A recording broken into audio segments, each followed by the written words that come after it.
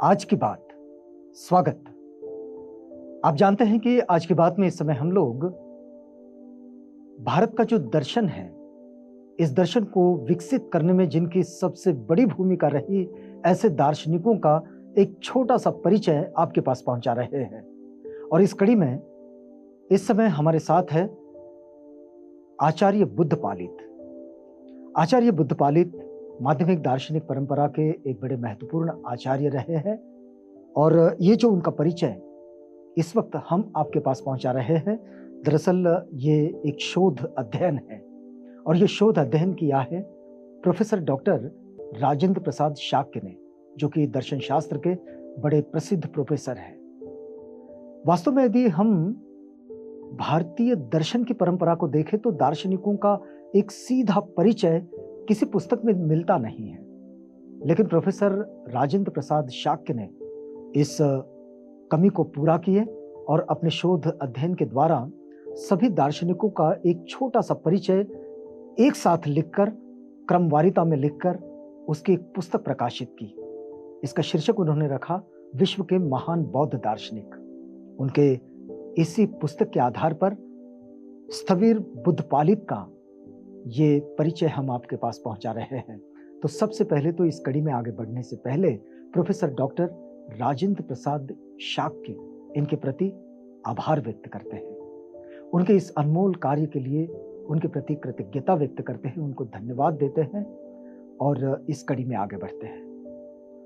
बुद्धपालित जो है, माध्यमिक दर्शन की जो आचार्य परंपरा है, इसमें आर्य देव के बाद बुद्धपालित ही एक ऐसे महान आचार्य है जिन्होंने आचार्य नागार्जुन की प्रमुख रचना मूल माध्यमिक कारिका पर एक प्रसिद्ध टीका लिखी है। हमने आपको कई बार बताया कि बौद्धों की ये खासियत रही है। खासियत यह है कि वे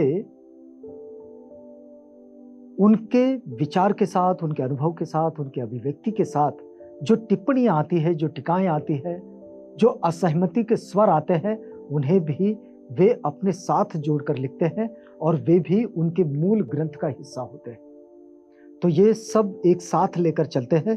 तो स्थविर बुद्धपालित की, यानी कि आचार्य बुद्धपालित की जो टीका है माध्यमिक कारिका पर आचार्य नागार्जुन के, वो बड़ी महत्वपूर्ण टीका है और वो भी इसमें सम्मिलित है।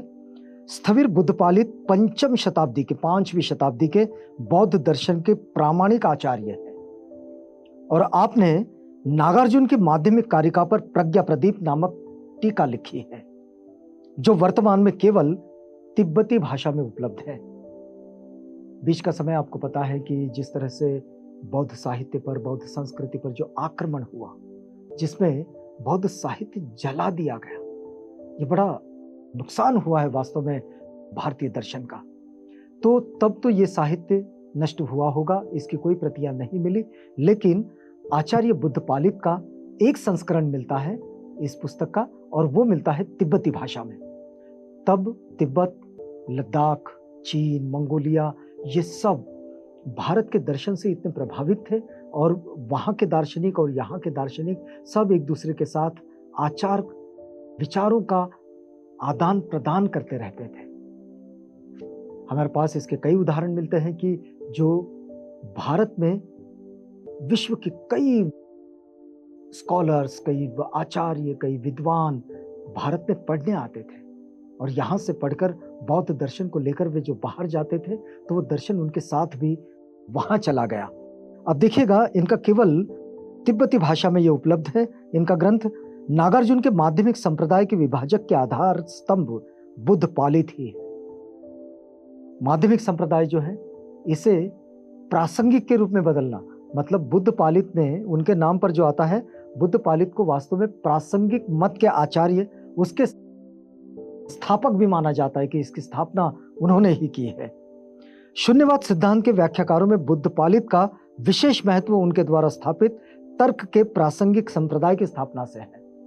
दरअसल आचार्य नागार्जुन ने जिस शून्यवाद की स्थापना की, उस शून्यवाद को प्रासंगिक तर्क के आधार पर आचार्य बुद्धपालित ने विकसित किए और आचार्य बुद्धपालित ने इस बात को विकसित करके उसका विश्लेषण किए और इसलिए उन्हें प्रासंगिक मत के आचार्य के रूप में मान्यता मिली है।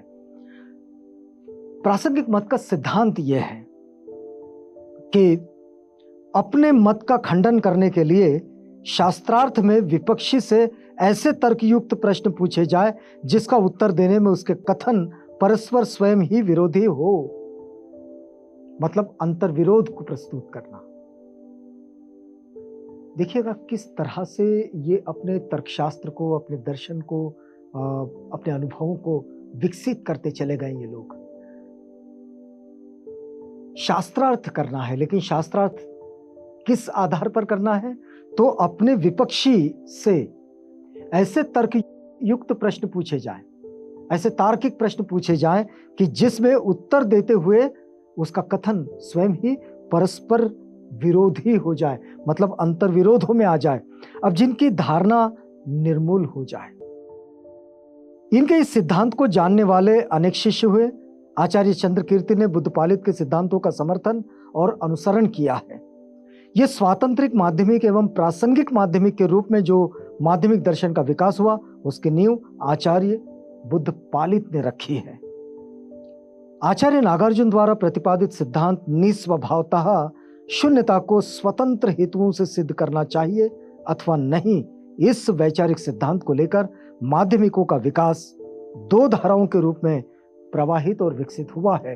तो बुद्धपालित के समय हम ये देख सकते हैं कि नागार्जुन का जो मत है, आचार्य नागार्जुन का, उस मत को दो भागों में हम स्पष्ट रूप से देख सकते हैं। मतलब इसका विभाजन जो हुआ, बुद्धपालित ने उसे प्रासंगिक मत में उसको विकसित कर दिए और ये दो मत सामने आए, एक स्वातंत्रिक माध्यमिक और एक प्रासंगिक माध्यमिक। स्वातंत्रिक जिसमें हमने भाव विवेक की बात की, पिछली कड़ी में आपने उसे सुना जरूर होगा।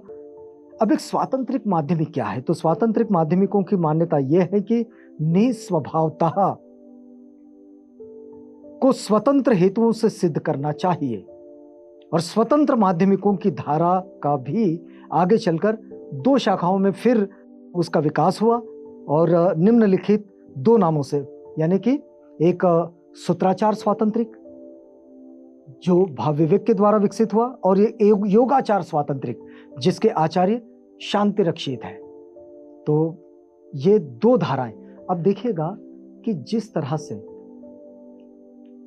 ये मूल रूप से बुद्धिज्म की शिक्षा दे रहे हैं, मूल वचन बुद्ध वचन है, लेकिन मूल बुद्ध वचन अलग अलग समय में, अलग अलग वक्त पर, अलग अलग आचार्यों के अनुभवों के साथ जब विश्लेषित होता गया तो इसमें कई स्कूल्स बनते गए। यानी कि हम देखें कि स्वातंत्रिक माध्यमिक जो आए तो स्वातंत्रिक माध्यमिकों में भी दो स्कूल अलग से बन गए, जिसका एक भाव विवेक के साथ विकसित हुआ, एक आचार्य शांत रक्षित के साथ विकसित हुआ, एक सूत्राचार स्वातंत्रिक कहलाए, दूसरे योगाचार स्वातंत्रिक कहलाए। और इस तरह से कई स्कूल बुद्धिज्म में विकसित होते चले गए, लेकिन मूल धारा जो है वो बुद्ध वचन और बुद्ध की शिक्षाएं रही। तो ये जो हम देखते हैं आज की तारीख में, जो लोग एक दूसरे पर टीका टिप्पणी करते हुए कहते हैं कि भाई वे महायानी है क्या, वे हीनयानी है क्या, वे तंत्रयानी है क्या, वे सुप्तयानी है क्या, वे नवयानी है क्या, ये जो इस तरह की जो बातें आती है, इन बातों में मूलतः कोई तथ्य नहीं होता है। वास्तविक बात यह है कि ये सब बुद्ध के मूल वचनों को ही प्रचारित और प्रकाशित करते हैं, लेकिन इसमें एक बात होती है कि तथागत बुद्ध की बताई हुई जो समग्र बात है, उस समग्र बात में से एक छोटी से हिस्से को वे पकड़ते हैं और उसी हिस्से के साथ आगे चल देते हैं।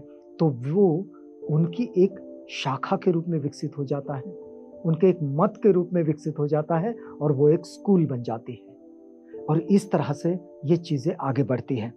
हम इस समय आचार्य बुद्धपालित, इनका जो दर्शन है, जिसे वास्तविक रूप में हम अगर कहें तो माध्यमिक आचार्य तो वे कहलाते हैं, लेकिन माध्यमिकों में प्रासंगिक मत के आचार्य इस रूप में उन्हें जाना जाता है। तो ये प्रासंगिक माध्यमिक क्या होते हैं? तो माध्यमिक विभिन्न दृष्टियों का खंडन करते हुए जिस समय विधि का अनुसरण करता है उसे प्रसंग कहते हैं। विभिन्न दृष्टियों से जब खंडन करते हैं तब जिस विधि का वो अनुसरण करता है उसे प्रसंग कहते हैं कि इस वक्त का प्रासंगिक क्या है। ये किसी दृष्टि के आधार पर मानकर चलने वो उससे जो निष्कर्ष निकलते हैं उनके परस्पर विरोधी रूप का ये प्रदर्शन करता है। और माध्यमिक न्याय उन तर्कों की एक श्रृंखला है जो किसी दृष्टि की असंगति का प्रदर्शन करती है। तो ये प्रासंगिक पद्धति है। यहां प्रत्येक वाद द्वारा स्वतः उसका ही निषेध किया जाता है। अस्तु ये कहा जा सकता है कि प्रसंग एक ऐसी निषेधात्मक यानी कि खंडनात्मक विधि है जहां विरोधी के मत का खंडन परोक्षतः अपने सिद्धांत का प्रतिपादन करते हैं। मतलब विरोधी के मत का खंडन करना और अपने मत का प्रतिपादन करना, अपने सिद्धांत का प्रतिपादन करना, ये प्रासंगिकों की एक विशेषता होती है, उनकी खासियत होती है। अब प्रासंगिक मत के अनुयायियों का यह कहना है कि निस्वभावता को स्वतंत्र हेतुओं से सिद्ध नहीं करना चाहिए। तो फिर क्या करना चाहिए? क्योंकि ऐसा करना किसका माध्यमिकों के लिए ठीक नहीं है। वे कहते हैं हेतु पक्ष आदि किसी की भी सत्ता नहीं मानते हैं, हेतु तो हमारे सामने होते हैं। माध्यमिकों को यह चाहिए कि वे हेतु में भी दोष बताकर यह सिद्ध करें कि हेतु किसी भी स्वभाव सत्ता को सिद्ध करने में समर्थ नहीं है, और इस प्रकार दोष दिखाना ही प्रसंग का अर्थ है। केवल प्रसंग का प्रयोग करने के कारण ही इस परंपरा के दार्शनिक प्रासंगिक मत के दार्शनिक कहलाते हैं, क्योंकि जो सामने है उसके आधार पर, अपने तर्क के आधार पर, उन प्रसंग के आधार पर जो अपने बात को, अपने विश्लेषण को आगे बढ़ाते हैं और अपनी जो घटनाएं हैं वो अपनी अनुभूति में लेकर आते हैं, वो कहलाते हैं प्रासंगिक दार्शनिक। आचार्य बुद्धपालित के अनुसार ये जो भाव है यानी कि पदार्थ स्वतः उत्पन्न नहीं होते, क्योंकि इस अवस्था में स्वतः विद्यमान पदार्थ की पुनः उत्पत्ति मानना व्यर्थ है। आचार्य भाव विवेक उक्त मत का खंडन करते हुए कहते हैं कि बुद्धपालित के मत में हेतु दृष्टांत आदि का निर्देश नहीं किया गया है। और इस तरह से आचार्य बुद्धपालित अपनी बात को, अपने दर्शन को, अपने मत को आगे बढ़ाते हैं। लेकिन बौद्ध दर्शन की जो माध्यमिक दार्शनिकों की परंपरा है, इसमें प्रासंगिक माध्यमिक के नाम से अपने मत को स्थापित करने में आचार्य बुद्धपालित सफल भी हुए, और उनका ये मत उनके नाम के साथ बौद्ध दर्शन में विकसित हुआ है। तो बौद्ध दार्शनिकों के परिचय की इस श्रृंखला में हम यहाँ रुकते हैं, क्योंकि ये वक्त पूरा होता है, लेकिन ये श्रृंखला अभी जारी है। हम आपसे मिलेंगे अगली कड़ी में, तो किसी और दार्शनिक का और उसके दर्शन का हम परिचय लेंगे और उनके दार्शनिक मत से, उनके अनुभवों से हम परिचित होंगे। तब तक के लिए हमें इजाजत दीजिएगा।